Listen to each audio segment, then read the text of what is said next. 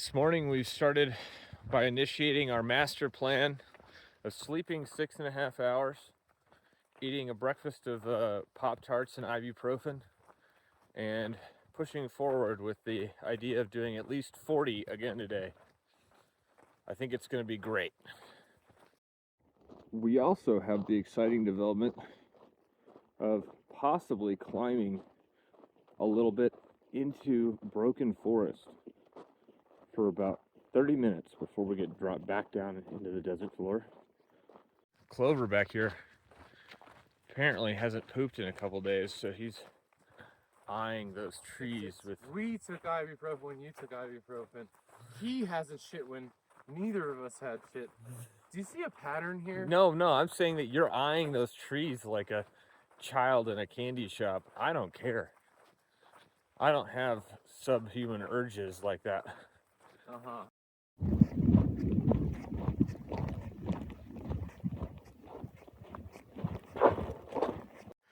I'm gonna reverse my assessment for a third time here. This place is like the Boot Heel. It's just about 250% longer, and everything in it is proportional. Our days are 250% more miles. The dry stretches are 250% longer. The climbs are 250% higher. Not that they're really climbs, but it really is similar in a lot of ways. If I remember correctly, on the third day in the Boot Heel, we actually ascended a minor amount into some trees, got a little bit of shade here and there, and it felt like a slightly different landscape. And here we are 3 days into this section, albeit many more miles, and it's kind of showing similar features. I think we're only going to be up here in this broken forest for about an hour, but we'll take it. Clover was just mentioning how it feels stupid that when the Comanche left this area, why didn't they go down to Colorado? And I think the answer would be, when they mastered the horse, that's what allowed them to expand, because they started, massacring everybody around. And when you tend to do that, the other tribes tend to not like you much either, and so they'll kill you if they get the opportunity. And if your whole strategy relies on the horse, horses don't do very good in the mountains. It's like one of the oldest known things in like ancient warfare is cavalry gets fucked up in the mountains. So I think that's why they stuck to the plains. That's why they stuck out to this desert and then eastern Colorado and then into West Texas and New Mexico. This is about as much shade as we'll see today. We're not really hitting it at the right time to utilize it, but I'm sure other people in the past who've come through here have been enthralled by it. When we've read comments on this section on Far Out, a lot of the southbounders stress the fact that these are the last trees for 45 miles. It's the first desert section they've hit, so I'm sure it's a huge deal. It's old hat to us at this point, but I'm really glad it's going to be behind us soon. Yep. All right, we're very thankful for that pointless jaunt 500 feet uphill to look at a couple bushes, and now we head right back down to the basin.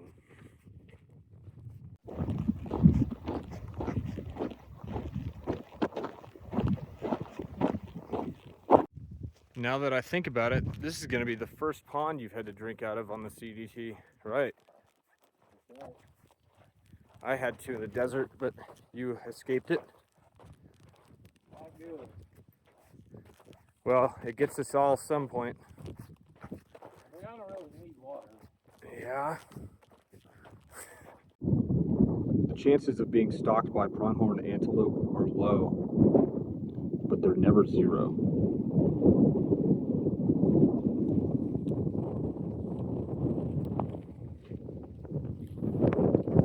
I think he likes you. Clover doesn't want to be seen drinking the cow water because it's some sort of elitist hang up he has, but for the record, he did collect some surreptitiously.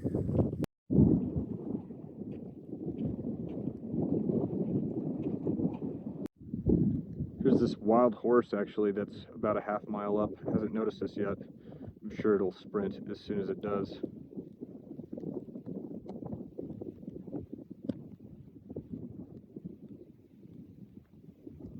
Downwind of this horse and to feel his boat, so I might get a closer look before it gets spooked actually.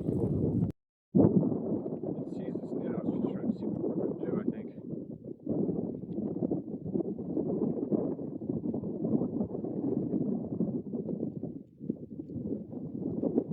The horse might not seem very interesting on the surface, but I had read an article in Texas Monthly a few years ago about the BLM's efforts to manage the wild horses in the American West. They had a whole segment about getting ranchers to catch them and have a competition to see who could break one most effectively in like a short amount of time, which is interesting in its own right, worth reading. But some of the things that stuck out were that a lot of the horses out in places like this, in Wyoming and other parts of the West, are likely descendants directly from the Spanish herds that got loose in the 15 and 1600s. Not all of them, some of them escaped from ranches, but still, the fact that some of them could be running around out here is pretty interesting.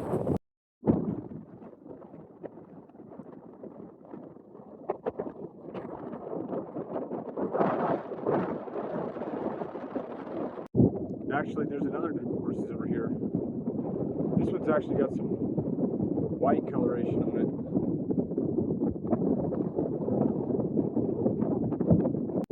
This one's got a little foal or colt or something, actually.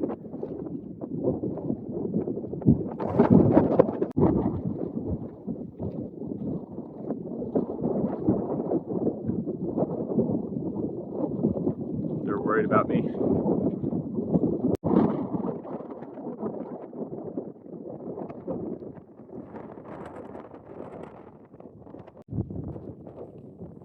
There is snow visible on top of these mountains, so I think this is our first sight of the winds. Probably can't even see it in this video, but in the far horizon. Furthest south that grizzlies basically live in the United States, between that and Teton. So it's actually the first place I've backpacked that'll have them. It'll be interesting.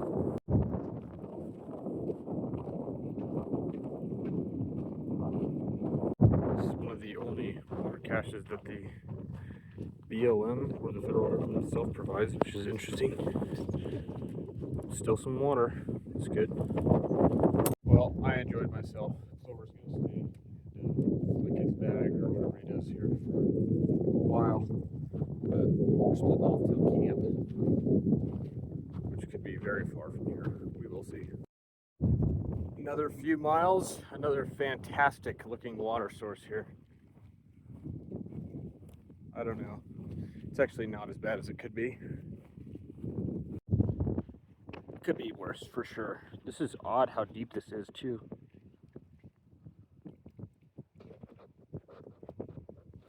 Very difficult to collect though, because it's hard to get down to the water.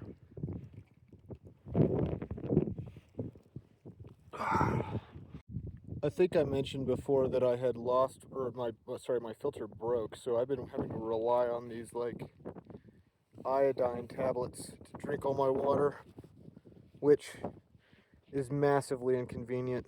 Basically, you know, I still can't filter all the particulate out of the water, and it tastes like crap using that stuff. But, you know, it's better than getting sick again.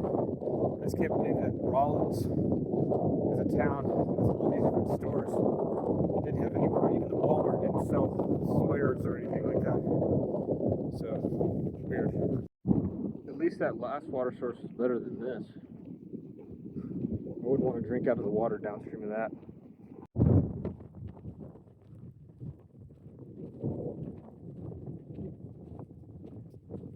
So it's been about 78, 79 miles in the last I don't know, 48 hours. And I'm gonna go another 5 or so, 5.5 before camping tonight. It's easy to put miles back in the basin, but man, is it boring. I'm not really that physically tired, but my feet hurt really bad. And I'm just ready to be out of here. Clover's lagging a bit behind. He'll probably show up at camp about 10 p.m. But that was our plan. Just push as far as we can today so that we can have an easier day tomorrow and just get out of here.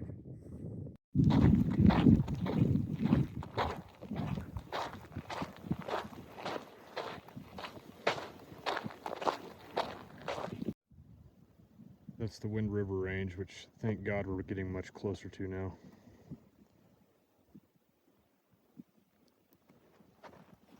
About 44 miles in for the day, or we'll be here in a second.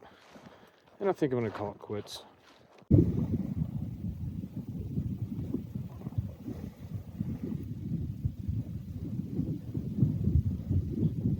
over here setting up camp, but I've been being stalked by these horses over here.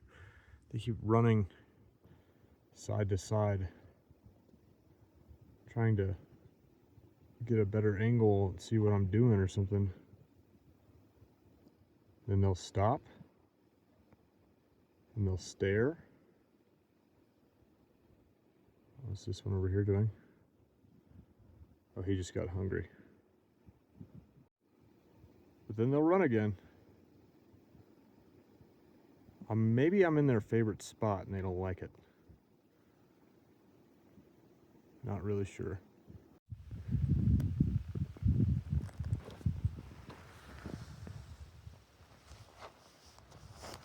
I guess we're in a bit of a rush this morning.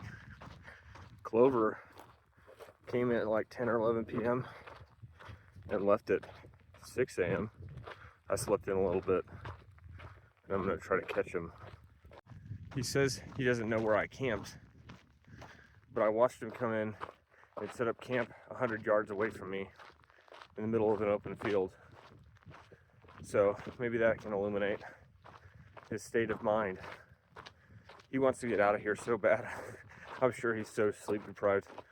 I don't know what exactly motivated him to get up as early as he did, because we don't have that far to go, but to each his own.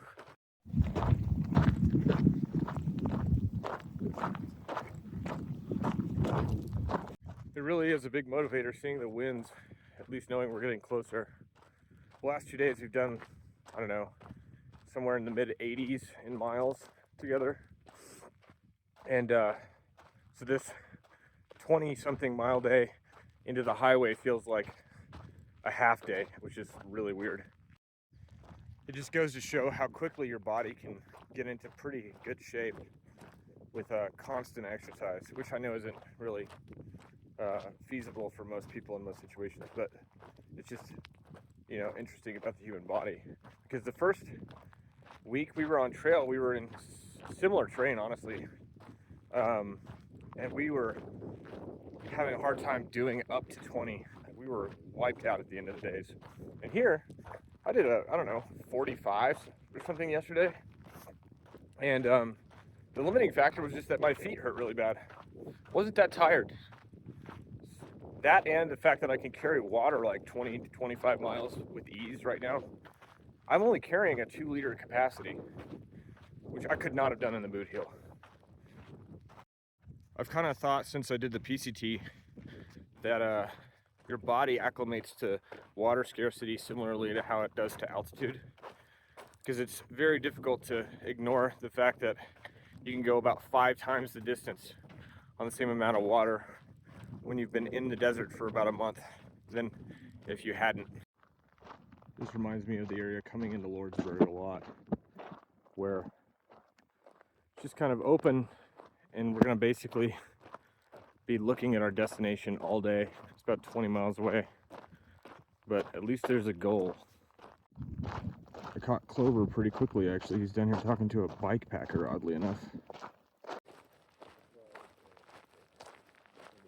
I wouldn't talk to this man. He's wanted for financial crimes and fraud in 7 countries. He has it. That was actually a pretty interesting interaction. The first time I think we stopped and talked to somebody who's on the Great Divide bike route going the opposite direction. British guy, just kind of comparing notes to what the experiences are, how they're similar and different on foot and on a bike. And yeah, it's a totally different kind of thing, it seems like. He apparently left the Canadian border 3 weeks ago, and he's doing 100 miles a day on a bike. He'll cross the basin in its entirety today.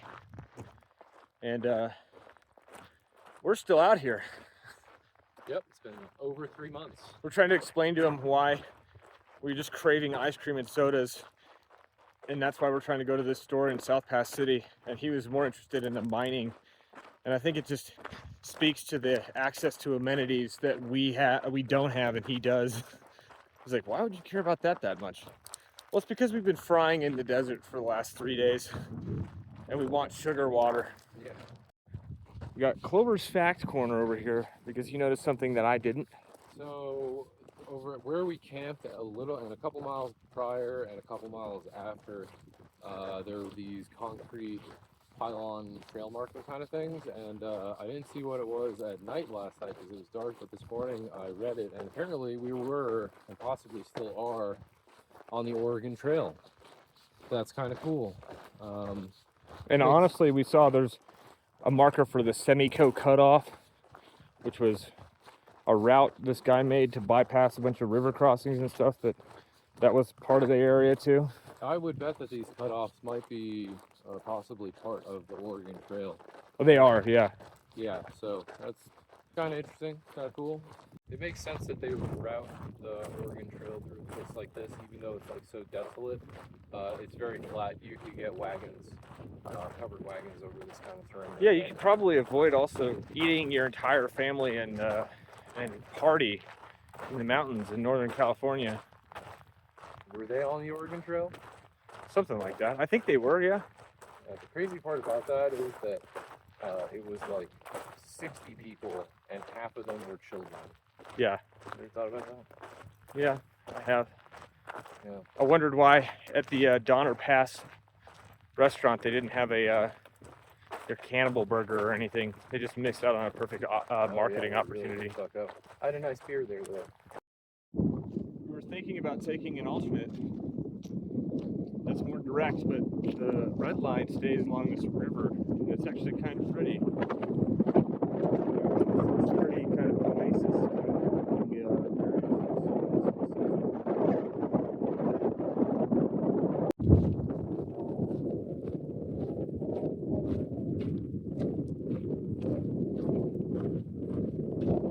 Clover just sat down on this cattle guard and realized something.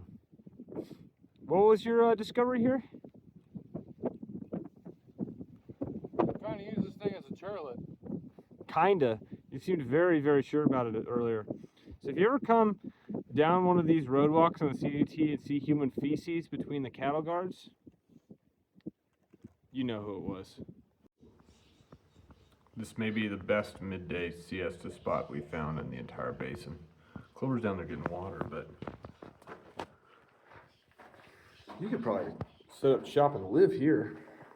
Perfect little bench. Sit down. It's cool under here. What an incredible spot. Looked at the maps and we're back on the Oregon Trail, which is interesting. Just thinking about hundreds of years ago, people pulling their wagons through this mud pit right here and hoping their cart wheels would get stuck or something. I can't imagine being one of those people, having never seen a landscape like this, just pushing forward through it for months with that kind of technology. This is the biggest body of water for a very long time in any direction. This actually got me thinking, if you came out here with a metal detector, I bet you could find stuff. This is exactly where some of those people would have camped at some points in time. Probably lost things or tossed trash out over the years. Be interesting to see what you could find.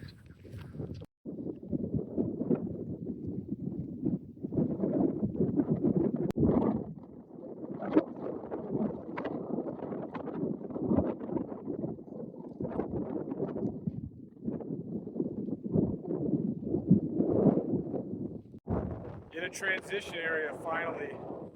Leaving this and into mountains.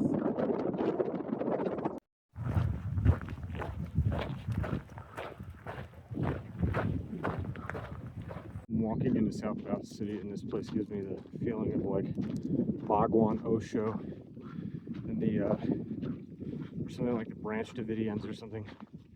Lots of children dancing around holding hands, and modest adults watching over them in like a antiquated kind of village setup. It's kind of odd. What is this place? Am I about to have to shoot somebody? I guess this is like a Wild West town that has been restored. There's nothing but foot traffic allowed in here. It's cool aesthetically, but for some reason after walking out of the desert it gives me a really weird feeling. It almost feels like, I don't know, like some sort of cult made it or something. Yeah, ignore everything I just said about this place that was negative. They're very nice. They have sodas and ice cream inside this building, and they even have some picnic tables with an outlet back here in shade, which is about 10 different things that I would not have expected and I'm very appreciative of. This place is really actually great. After thinking about that, is that how they get you into a cult? I'm not sure. Alright, I'm leaving now. Thank God the trail decides it needs us to phase change through multiple barbed wire fences with no gates to get out of here, but I've overcome that obstacle. 2.5 miles to go until the hitch in the lander, and I'm excited. I'm so glad. This is the most amazing section of any long trail I've ever been on to have been behind me. Really glad it's behind me.